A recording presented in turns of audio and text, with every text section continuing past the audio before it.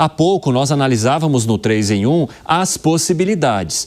E a maioria dos nossos comentaristas entendeu que havia certo exagero nesse pedido feito por meio da ação do Lindbergh Farias. Agora vem o ministro Alexandre de Moraes e acata esse pedido, dizendo que sim, por causa da proximidade do julgamento de Jair Bolsonaro, há necessidade de se observar melhor as medidas cautelares e principalmente o cumprimento delas também por fiscalização da Polícia Penal.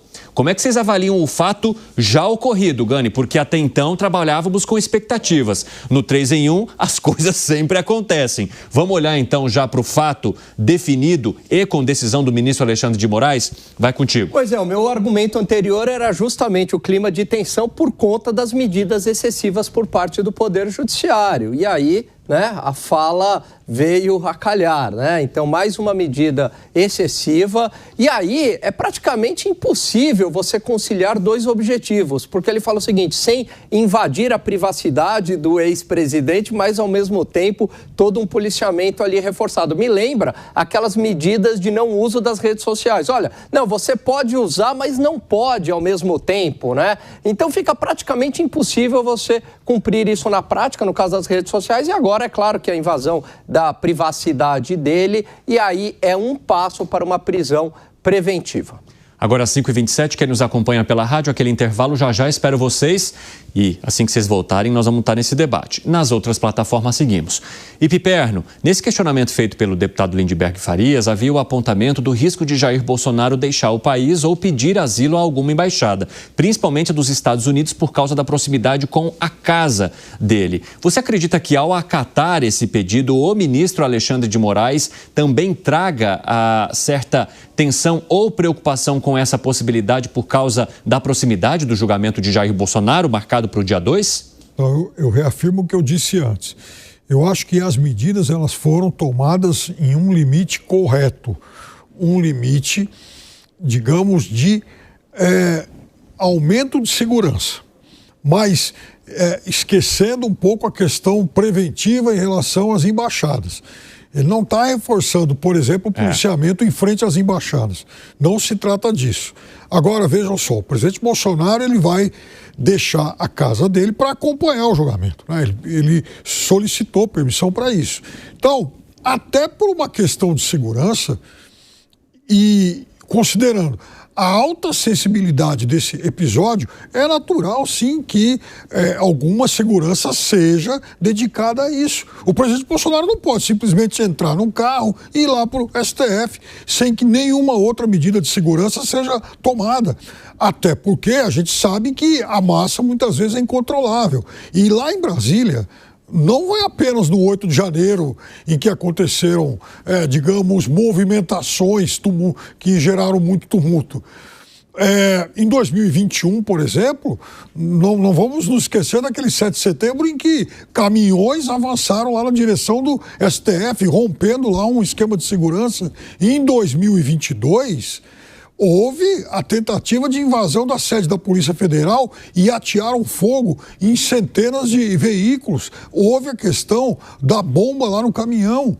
Então, veja, até como precaução, até como medida de segurança, não apenas para o presidente Bolsonaro, mas também, enfim, para os seus vizinhos, é necessário que algumas medidas sejam tomadas sim. Eu repito, estariam muito equivocadas se contemplassem, como queria o Lindbergh, policiamento lá na região das embaixadas. José Maria Trindade, o Piperno traz análise sob outro ponto de vista, que seria a segurança do presidente da República, a segurança do ex-presidente, do traslado dele durante o julgamento e principalmente com a efervescência que pode acontecer aqui no país assim que esse julgamento de fato começar e as pessoas acompanharem os detalhes daquilo que pode levar à condenação de Jair Bolsonaro e de seus aliados. Qual é a tua avaliação agora, com a decisão já tomada e escrita ali nas palavras do ministro Alexandre de Moraes?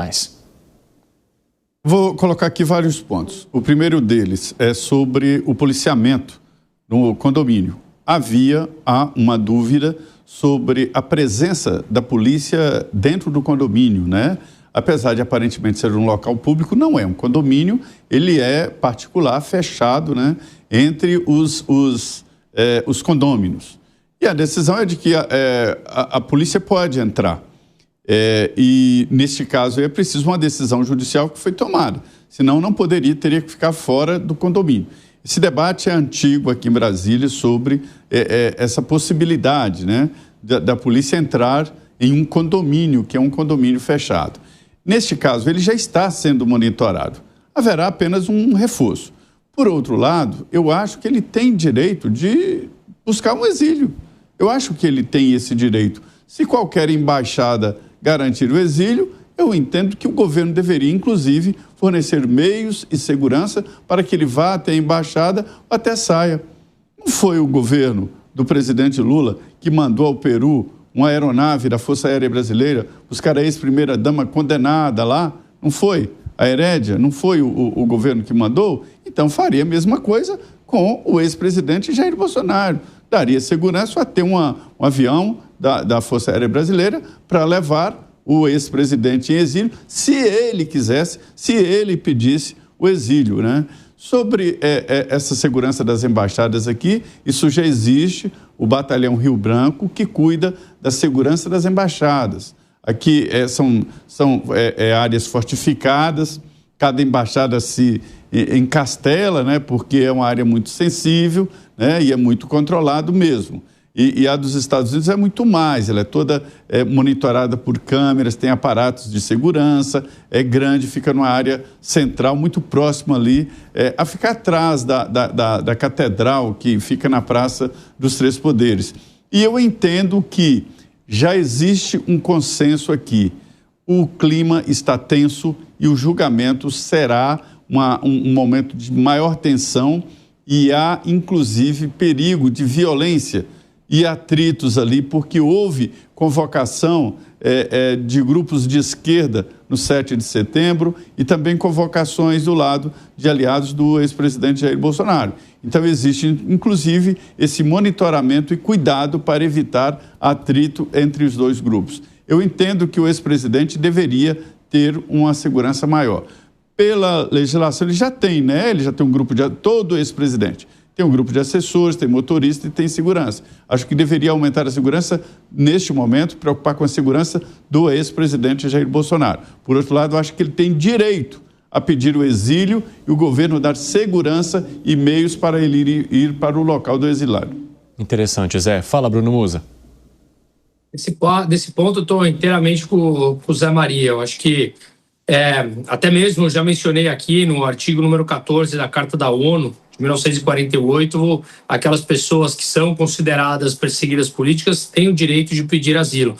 Claro que o que é perseguido político, a oposição nunca dirá que é perseguição política, o perseguido sempre dirá, e isso, portanto, abre temas de discussão claramente. Portanto, se é um direito e a oposição sempre dirá que não, fato é que ele passa a ter isso amparado lá mesmo na carta retificada por grande parte dos países. Então, isso para mim, só para complementar isso que o Zé Maria falou. Agora, mais uma vez, essa ordem sair de maneira tão rápida, poucos minutos, nós criticamos a possibilidade de. Agora, a ordem saiu realmente tão rápida. Às vezes me parece que as coisas no Brasil, quando há um interesse político de quem está no comando, a coisa vai muito rápida. Às vezes a gente tem umas causas que demoram 20, 30 anos para serem julgadas. Às vezes o que já foi julgado, transitado em julgado, muda. Então, o Brasil ele tem uma infinidade de situações antagônicas, por assim dizer. E mais uma vez a gente vê que o Estado funciona de maneira ágil quando querem. Aqueles poucos que controlam quando eles querem. Quando não quer, a gente vai simplesmente jogando com a barriga. Mas, claro, lembrando que sempre somos todos nós que bancamos por cada um dos escárnios que a gente vê acontecendo hoje em dia. Sim.